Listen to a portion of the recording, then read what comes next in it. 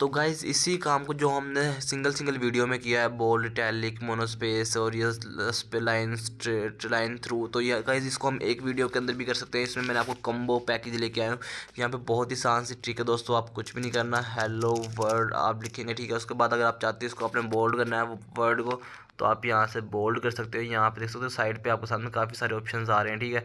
तो आप इसको यहाँ से इटैलिक कर सकते हो और उसके बाद यहाँ पे हेलो को आप चाहे बोल्ड कर सकते हो, ठीक है। और यहाँ पे मोर थिंग्स को आप थिंग्स जो आ रही है इसको आप यहाँ पे मोनोस्पेस दे सकते हो, ठीक है।